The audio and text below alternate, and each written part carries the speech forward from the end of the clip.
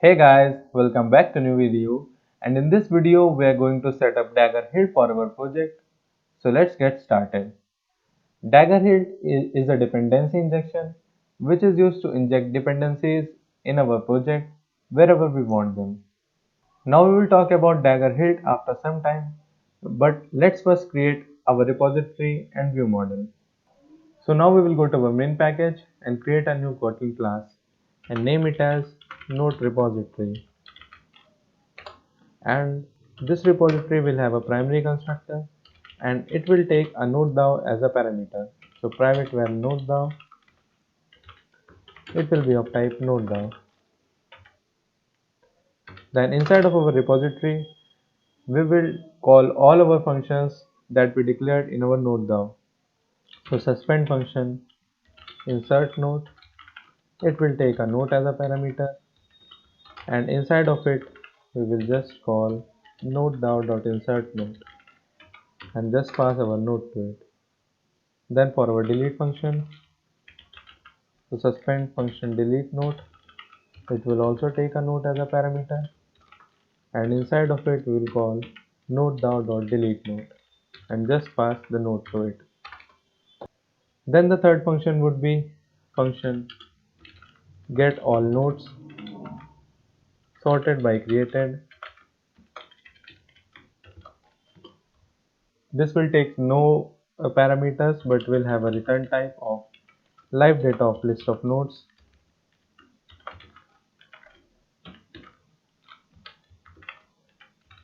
Then inside of it we will return node_DAO dot get all nodes sorted by created. Now we can see that all of our functions have only a single line of code, so we can change them to a single expression function. So we will remove the braces and just add an equal to sign here. I remove the braces and here also, and here we'll remove the return statement and just add an equal to sign, and that's it.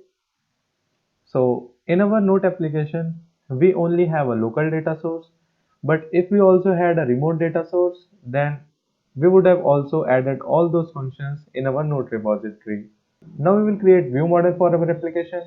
So we will go to UI package and create a new package, not inside of fragments, but UI, and name it as view models. And inside of view models, we will create a new Kotlin class and name it as node view model. This node view model will inherit from view model and it will also have a primary constructor which will take a repository as a parameter. So private val repository, it will be of type node repository. Now we will call our repository functions from our view model. So function insert node, it will take a node as a parameter. Now we do not need to add suspend keyword in our insert node function, as we will call the repository function from our from inside of a coroutine. So equal to view model scope dot launch. This view model scope is just a coroutine scope which we should use in our view models. This takes care of the fact of cancelling a coroutine if our view model gets cleared. So inside of it, we'll call repository.insert node and just pass the node to it. Then for our delete node function,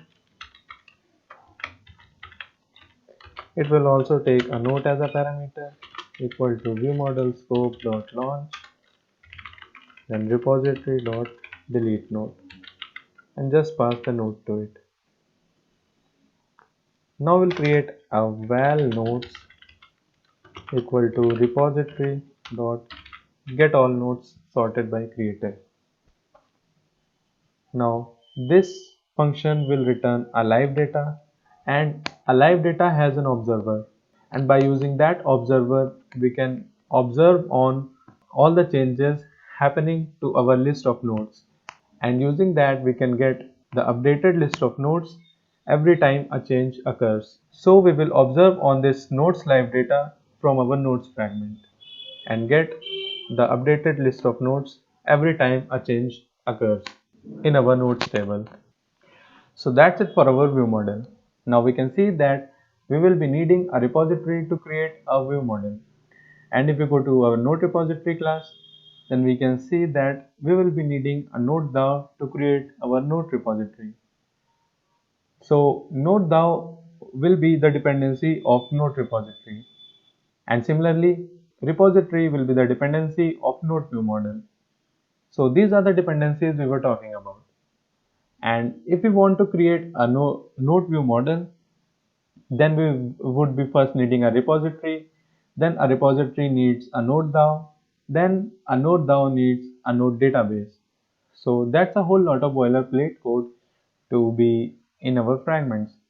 So we can avoid that by using dependency injection. So what do we do with Dagger Hilt is we create a module, and inside of it we specify the scope for our dependencies and also write the code to create those dependencies.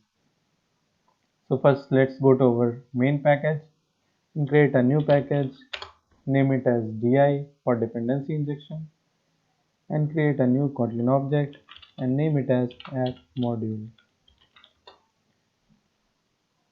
Now to specify this as a module for Dagger, we will annotate it with add module, and to specify the scope we will use add install in application component class. Now this application component will specify that our dependencies will have the scope in all of our application. We can also use fragment component or activity component for activities, service component for services as our requirement. So, and inside of it we'll create a function provide node database,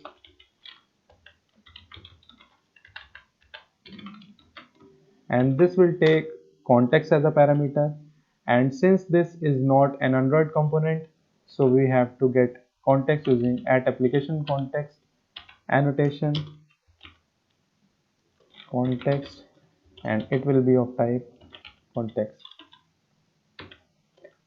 Then it will be equal to room dot database builder, and just pass the context here.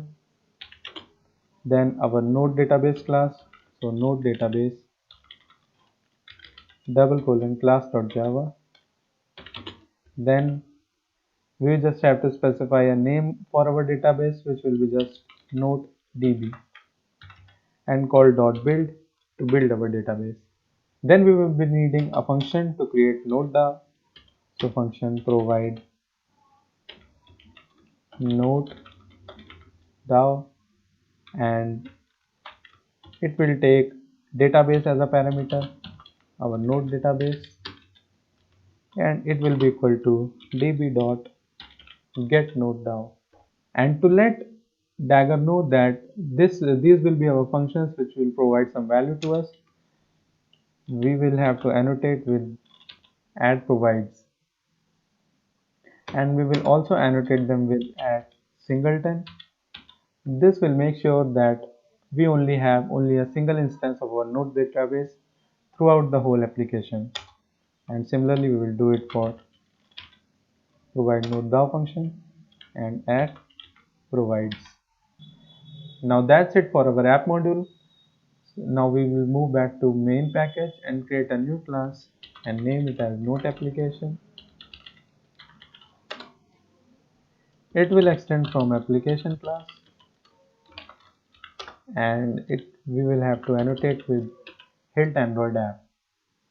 And if we had our own custom application class, then we have to specify it in manifest file name.node application.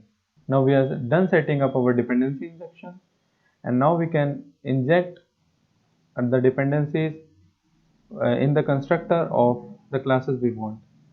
So constructor, and before the constructor we will add at inject annotation, and now Dagger will inject node down in the constructor of our node repository. And similarly, we will move back to node view model.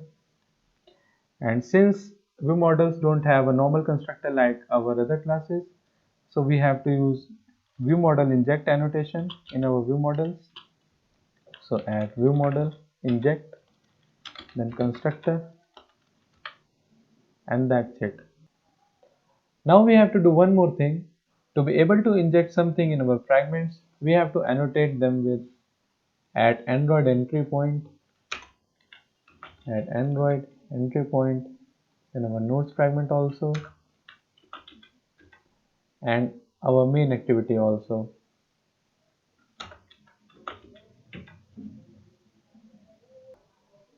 Now let's run our application, and if we did everything right, then our app won't crash. Now we can see that our app is crashing, and I figured that out that I forgot to add the navigation graph to our fragment container view. So app nav graph,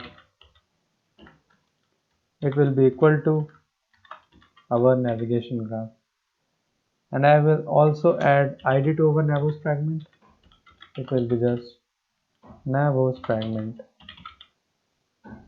Now we'll run our app again,